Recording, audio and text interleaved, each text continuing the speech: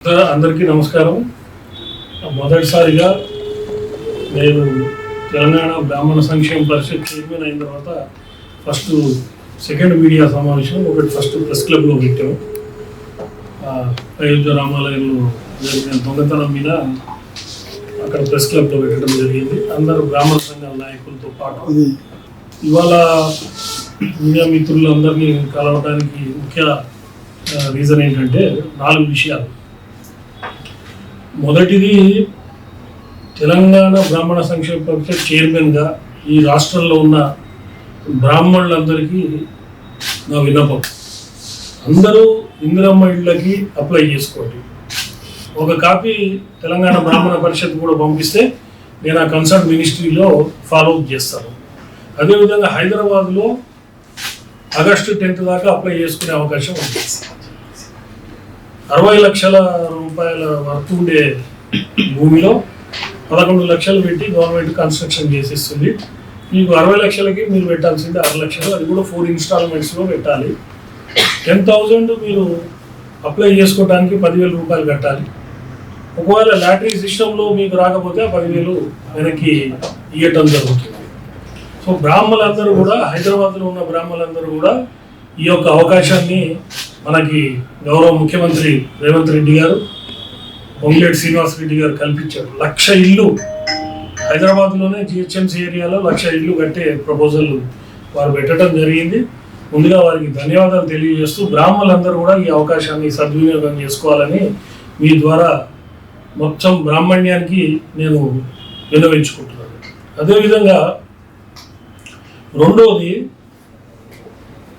ప్రతి దేవాలయ కమిటీలో ఒక బ్రాహ్మణుడు ఉండేటట్టు గవర్నమెంట్ వేసే కమిటీస్లో కొండా సురేఖ గారిని కలిసి, గౌరవ మంత్రి గారిని కలిసి, నేను ఎండోమెంట్స్ మినిస్టర్ గారిని నేను రిప్రజెంటేషన్ ఇవ్వడం జరిగింది. వారు చాలా సానుకూలంగా స్పందించి ఆ ఫైల్ కూడా మూవ్మెంట్ అవుతున్నది.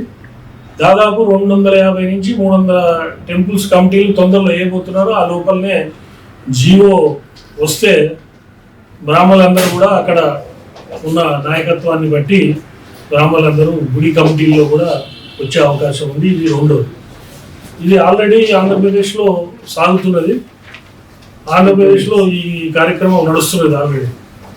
అక్కడ ఉన్న ఆర్డినెన్స్ అవి తీసుకొచ్చి మరి ఆ రాష్ట్రంలో ఇచ్చినప్పుడు మన రాష్ట్రంలో కూడా ఇస్తే గౌరవం ఉంటుందని చెప్పి గౌరవ మంత్రి గారిని అడగటం, వారు వెంటనే పాజిటివ్గా యాక్సెప్ట్ చేసి దీన్ని ముందరకు తీసుకోకపోవడం జరిగింది. ఫైల్ మూవ్మెంట్ జరుగుతున్నది. ఇవాళ కూడా నేను సాయంత్రం మినిస్టర్ గారిని కలిసి ఫాలోఅప్ చేయడం జరుగుతుంది. అదేవిధంగా ఇప్పుడు హాట్ టాపిక్ ఎస్ఐఆర్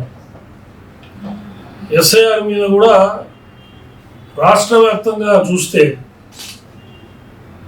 మన తెలంగాణ రాష్ట్రంలో ఎస్ఐఆర్లో కాంగ్రెస్ బిఎల్ఏసే పర్ఫెక్ట్గా పనిచేస్తున్నారు. బిఎల్ఏ టూల్ కానివ్వండి, బిఎల్ఏ సూపర్వైజర్లు కానివ్వండి, అసెంబ్లీ కోఆర్డినేటర్లు కానివ్వండి, పార్లమెంట్ కోఆర్డినేటర్లు కానివ్వండి, దాదాపుగా మనకి ఉన్న ఇన్ఫర్మేషన్ ప్రకారంగా దాదాపు 60%కి ఇవాళకి రీచ్ అవుతుంది. ఇవాళ రేపట్లో 60%కి ఎస్ఐఆర్ ప్రక్రియ జరుగుతున్నది. ముఖ్యమంత్రి గారు దేశవ్యాప్తంగా రాహుల్ గాంధీ గారు ఇచ్చిన పిలుపు మేరకు ఏ ఒక్క జెన్యూన్ ఓటర్ కూడా ఈ ప్రక్రియ నుంచి దూరం జరగకూడదనే ఉద్దేశంతోనే ప్రతి ఓటర్ని కూడా నిజమైన ఓటరు ఈ లిస్టులో ఉండాలనే విధంగా టోటల్ కాంగ్రెస్ క్యాడర్ అంతా కూడా దీంట్లో పనిచేయడం జరుగుతుంది. దాంట్లో నేను కూడా ఖైరతాబాద్కి అసెంబ్లీ కోఆర్డినేటర్గా ఉన్నా. మీరు చూస్తే ఇప్పుడు ఈ రాష్ట్రంలో తెలంగాణలో ఖైరతాబాదు టాప్ 5 లిస్టులో ఉంది. నేను రోజు ఎస్ఐఆర్ ప్రక్రియలో పాల్గొంటూ మధ్యాహ్నం పూట పరిషత్ ఆఫీస్కి రావటం, ఇక్కడ ఉన్న విజిటర్ని కలవటం, మిగతా ప్రాబ్లమ్స్ మీద మాట్లాడటం, తర్వాత మినిస్టర్లకి మాకు వచ్చే గవర్నమెంట్ అలాట్ చేసిన బడ్జెట్లో మాకు ఫస్ట్ క్వార్టర్ రిలీజ్ అయింది, అది ఫాలోఅప్ చేయటం, ఈ కార్యక్రమాలు చేస్తూ మళ్ళీ ఈవినింగ్ 3 తర్వాత వీలైతే సెక్రటరియట్కి, లేకపోతే మళ్ళీ ఎస్ఐఆర్ ప్రాసెస్కి పోవటం జరుగుతుంది.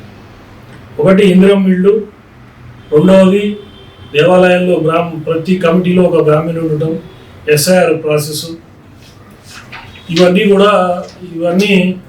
మీ ద్వారా మొత్తం బ్రాహ్మణ్యానికి తెలియజేయాలనే ఉద్దేశంతో నేను ఇవాళ ప్రెస్ మీట్ పెట్టడం జరిగింది.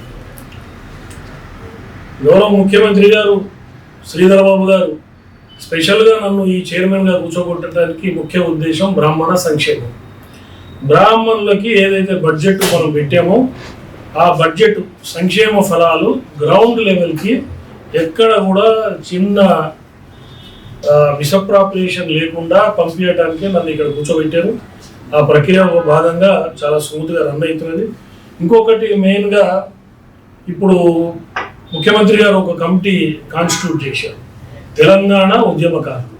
తెలంగాణ ఉద్యమంలో ఉన్న ఉద్యమకారులందరినీ గుర్తించడానికి గౌరవ కేశవరావు గారు, కోదండరామ్ గారు, అద్దంకి దయాకర్ గారు వీరందరితోనూ కమిటీ కాన్స్టిట్యూట్ చేశారు. దాంట్లో భాగంగా నేను తెలంగాణ బ్రాహ్మణ్యానికి కూడా ఒక రిక్వెస్ట్ చేస్తున్నాను. ఆ రోజు ఆ ఉద్యమంలో తెలంగాణ ఉద్యమంలో ఉన్న బ్రాహ్మణులందరూ గ్రామ స్థాయి నుంచి రాష్ట్ర స్థాయి దాకా ఎవరైతే ఉన్నారో నిజమైన ఉద్యమకారులు, అంటే ఉద్యమకారులు ఎవరు అనంటే ఆ రోజు ఉద్యమంలో జైలుకి పోయిన వాళ్ళు, ఆ రోజు పోలీస్ కేసులు ఎఫ్ఐఆర్ అయిన వాళ్ళు, ప్రాపర్టీస్ డ్యామేజ్ కావటం, ప్రాపర్టీస్ పోగొట్టుకున్న వాళ్ళు, అదేవిధంగా నాలుగోది ఏదన్నా ఇంజురీస్ కావటం, హాస్పిటలైజ్ కావటం, ఇట్లాంటివన్నీ కూడా ఇట్లాంటి 4-5 కేటగిరీస్ కింద వారు డిసైడ్ చేయడం జరిగింది. ఈ కేటగిరీస్లో ఉన్న బ్రాహ్మణులు సంక్షేమ పరిషత్ చైర్మన్గా బ్రాహ్మణులందరూ సంక్షేమ పరిషత్కి అప్లై చేసుకోవచ్చు, మేము ఫాలోఅప్ చేస్తాం. మీరు డైరెక్ట్గా కమిటీని కలిసి కూడా ఇచ్చే అవకాశం ఉంది, కలవచ్చు. అదేవిధంగా 2-3 రోజుల్లో ఆన్లైన్లో అప్లై చేసుకునే ప్రక్రియను కూడా కమిటీ ప్రవేశపెట్టబోతుంది.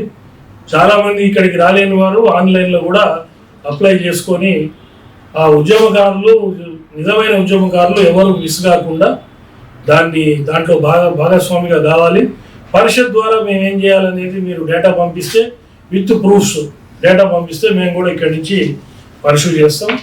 ఈ 4-5 విషయాలు తర్వాత మొన్న నేను ప్రెస్ మీట్లో చెప్పినట్టు రామాలయంలో దొంగతనం జరిగింది. రామరాజ్యం అంటే అసలు దొంగతనాలు ఉండవు. అట్లాంటి రామరాజ్యంలో రాముడి గుడిలోనే దొంగతనం జరిగింది. దాని మీద కూడా నేను ప్రెస్ మీట్లో చాలా క్లియర్గా చెప్పాను. దాని మీద కూడా దేశవ్యాప్త ఉద్యమం జరగాలి. దేశవ్యాప్త ఉద్యమం జరిగి మనందరం కూడా, మీరందరూ కూడా రామాలయానికి డొనేషన్ ఎంతో అంత ఇచ్చి ఉంటారు. ఆ తప్పుడు లెక్కలు వాటికి ఏదో ఎస్ఐటి వేస్తే, సిట్ వేస్తే కుదరదు కాబట్టి ఓ సిట్టింగ్ సుప్రీంకోర్టు జడ్జి ద్వారా కానివ్వండి, లేదంటే సిబిఐ ఎంక్వైరీ చేసి హిందూ మనోభావాల్ని దెబ్బతీయకుండా ఆ దొంగతనం చేసిన వాళ్ళని తీవ్రంగా శిక్షించాలని చెప్పి తెలంగాణ బ్రాహ్మణ సంక్షేమ పరిషత్ చైర్మన్గా నేను డిమాండ్ చేస్తున్నాను.